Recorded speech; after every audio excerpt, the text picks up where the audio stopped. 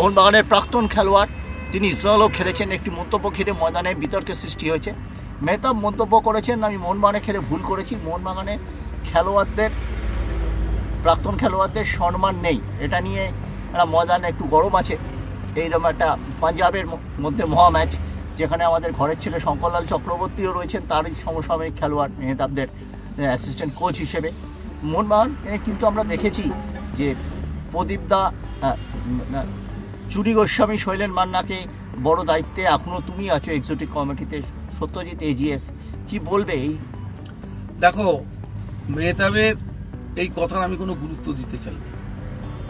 আমার ওর এই কথা কি পরিপ্রেক্ষিতে এই কথা বলেছে, আমি তাই এটা নিয়ে কোনো গুরুত্ব দেবো না। তবে আমি এটা বলতে পারি, মোহনবাগান যদি প্রাক্তন খেলোয়াড়দের সম্মান না করেই থাকে, তাহলে 29শে জুলাই কি করে 150 জন প্রাক্তন খেলোয়াড় আমাদের সেই অনুষ্ঠান, এটাই উত্তর তার। আমি এটাই ওর উত্তর ওকে দিয়ে দিলাম। এবং ওই দিন যারা কোঅর্ডিনেশনের দায়িত্বে তুমি ছিলে না, আমি মোহনবাগান ছিল, আমি শুধু বলে না, এটা আমি তো উপলক্ষ, আমি সত্যজিৎ উপলক্ষ, এটা মোহনবাগান ক্লাব এবং কাশিদাও ছিল। মোহনবাগান ক্লাব ডাকে, সেখানে কয়েকজন মিলে কাজটাকে তোলে। 150 জন লোক এসেছিল, 150 জন ফুটবলার। হ্যাঁ, প্রায় 100-র কাছাকাছি ক্রিকেটার এসেছিল 15ই জানুয়ারি। এই 15ই জানুয়ারিতে কতজন ক্রিকেটার ঘুরে গেল। হ্যাঁ, এক্ষেত্রে আমি কোনো গুরুত্ব দিতে চাই না, আমি ওটা বলতে চাই না।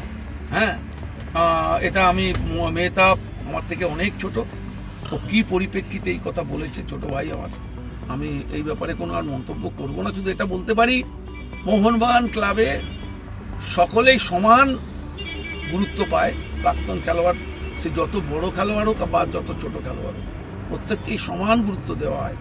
29শে জুলাই যারা আসে সবাইকেই সমানভাবে দেখা হয়, সমানভাবে তাদের আপ্যায়ন করা হয় এবং তাদের সেই যোগ্য সম্মান দেওয়া হয়। একটা প্লেয়ার বার করুক যে 150 জন খেলে গেছে গত 29শে জুলাই, মোহনবাগান সম্বন্ধে বলুক যে মোহনবাগান ক্লাবে এসে তারা অসম্মান। আমি তাহলে আমার এই করে নেব, আমি আমার কথা উইথড্র করে নেব।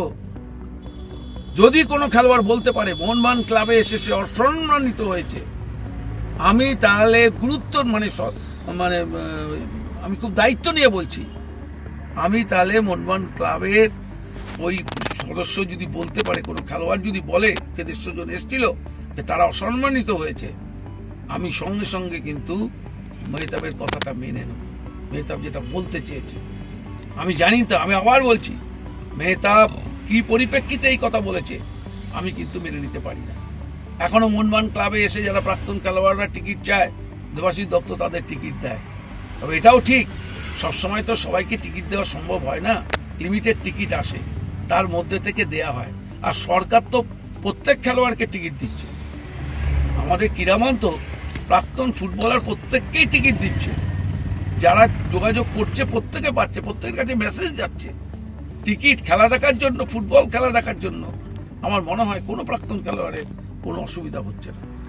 মানুষ, আর একটা কথা বলবো যে আমরা যখন ছোট ছিলাম, যখন আমরা পেশাতে আসি, তখন তোমরাও দেখেছো, তোমরা খেলোয়াড়ি জীবনের মধ্য গগনে মোহনবাগান মাঠে একটা প্রাক্তন খেলোয়াড়দের একটা আড্ডা থাকতো বিকেলের দিকে, সেই আড্ডাটা আমরা চোখে পড়ে, আমরাও মিস করি। সত্যু চক্রবর্তী, অমল চক্রবর্তী, মান্নাদা নিজে আসতেন, এইটা কি ফিরিয়ে আনা যায়? দেখো, আমি তোমাকে একটা কথা বলি, হ্যাঁ, আমাদের ক্লাব খোলা থাকে, আসতেই পারে, এসে আড্ডা মারতেই পারে। সতুদারা যে সময় করতেন তাদের তো আর কোনো কাজ ছিল না। ভালো করে ভাববে, আমি অসম্মান করছি না কাউকে, আমরা যেভাবে যুক্ত সবাই, সব খেলোয়াড়, সব প্রাক্তন খেলোয়াড়, কোনো না কোনো ক্লাবের কোচ, কোনো না কোনো ক্লাবের দায়িত্বে, কোনো না কোনো অফিসিয়াল ইয়েতে থাকে, তাই জন্য হয়তো সকলের আসা হয় না। মাঝে মধ্যে সবাই যে আসে না তা না, আমরা আসি তো, মাঝে মাঝে তো আমিও ক্লাবে আসি, বিদেশ ক্লাবে আসে, ও যখন সময় পায়, ও বিধায়ক হয়েও কিন্তু অনেকবার ক্লাবে এসেছে। হ্যাঁ, কমটন রেগুলার আসে তো, যে যখন সময় পায় ক্লাবে সময় দিয়ে। প্রদীপ চৌধুরী, বাবলুদা তো রোজ আছে ক্লাবে, সকালবেলার দিকে বাবলুদা রোজ আসে। হ্যাঁ, এটাও আমি মানতে পারলাম না, মেহতাব কি সেন্সে কথাটা বলেছে, এটা আমি ওই উত্তরটা দিতে পারবে, আমি কিন্তু এটা মেনে নিতে পারলাম না।